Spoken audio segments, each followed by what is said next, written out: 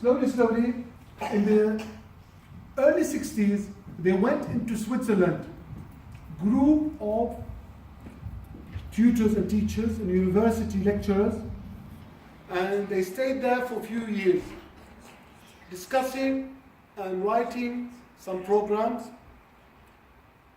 The computer programs and the frames they used were like sort of, let's say, from this wall to that wall.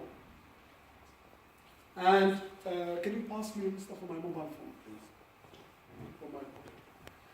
That computer frame, which is as wide as this room, and from that wall to the other wall there, nowadays our laptop or mobile phone is much faster and much productive and more powerful than that computer which they used in the 60s and 1955.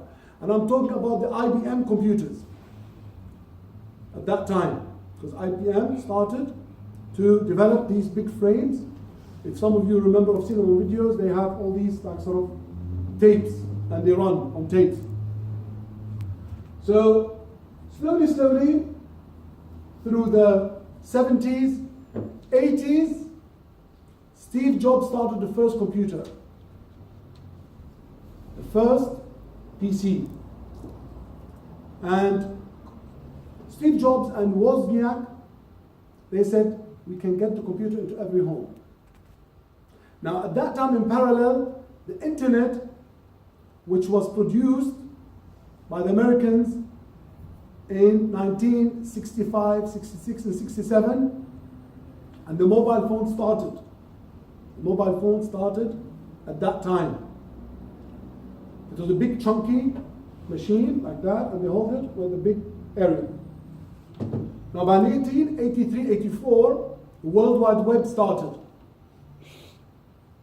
So universities between different countries and different institutions, they started sending files and messages between themselves, the PhD students, and some brokers through the stock market.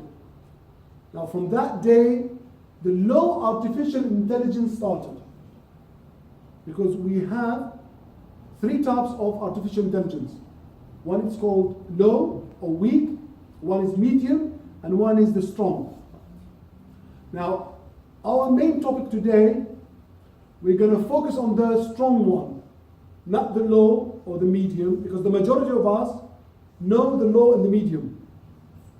Now, can I ask you a question? Does any one of you at home has an artificial intelligence device? Can somebody put their hand if they think they have an artificial intelligent machine or device in their home at the moment? Anybody has a clue? Anybody has an idea? You don't have an artificial intelligence machine at home? No, I've seen it, but I don't have it. You don't have it? Yeah.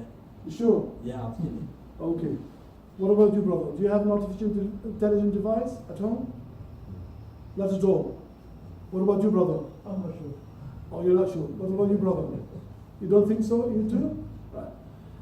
In fact, every one of us has an artificial intelligent machine at the moment. Mobile. This is your robot, this is your artificial intelligent machine that is talking to you, and you talk to it, and you do so many things in it. There are at least 20 applications in any normal mobile phone. So you are already living in the strong artificial intelligence age. Because now whatever you use with your mobile phone, companies like Amazon, do you have the Amazon, Jeff Bezos, and the other one? There are 10 companies in the world, they read everything about you through your mobile phone. Who do you send email to? What website did you visit? What bank account do you use? Which advert do you watch? What book do you read? What time do you read your book? What page do you stop at? Why you keep repeating that specific page? Amazon and Google and another 10 or 20 companies, they're reading information and collecting information about you in order to provide products that suits you, in order to market the products of other companies to you. So we are already communicating with artificial intelligent machines, and we are as well the data of this machine. And now some companies, they come to you and say, can we use your laptop or your computers in your company, like at night or whatever they time? So we'll process our data and we'll pay you by Bitcoin.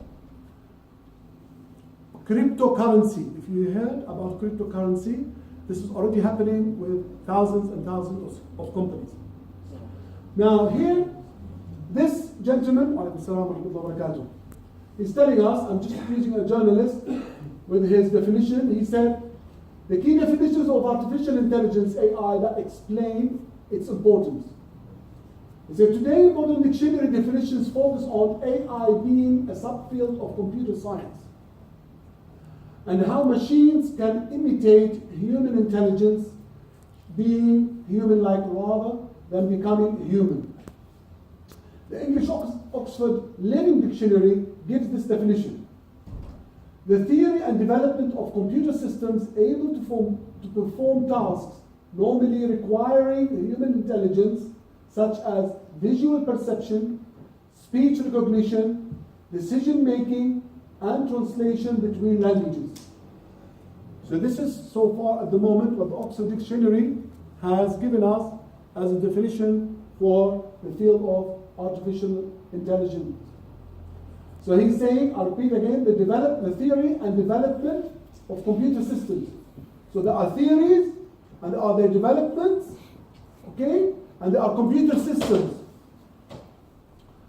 Now we'll talk about these systems, like sort of operating systems, machine learning systems, and deep learning systems, and robotics, and Internet of Things, and sensors, and also other devices and other systems. But we don't want to talk about all of them in one go. So these systems, all right, so able to perform tasks normally requiring human intelligence. So Siri, when you talk to Siri, right, send a message to Google through Siri or through your device, normally a human being can do that.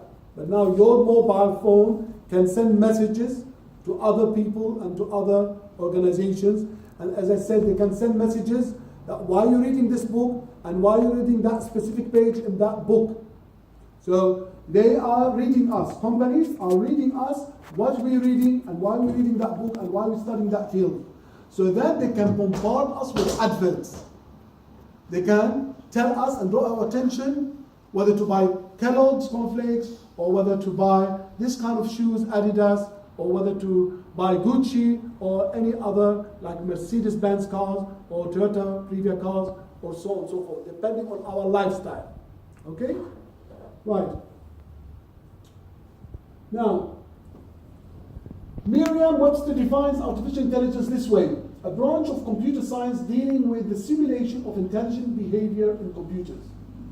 So here it's to do with the simulation of intelligent behavior in computers. That means computers, for example, now can check if you're designing a car, or if you're designing an aeroplane, or if you're designing a building, it can tell you whether this car or this aeroplane or this building is energy efficient. Even before you manufacture it. It tells you how much CO2 emission is going to come out of that building. Whether you can recycle the water that is used in that building, and how much of that water you can recycle.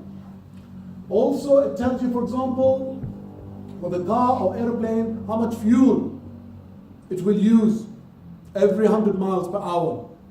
So before you manufacture the airplane and before you manufacture the car or design and construct the building, you can get the models to analyze through specific software intelligently and produce the information and the behavior of the aeroplane and the simulation of the aeroplane and that car and that building.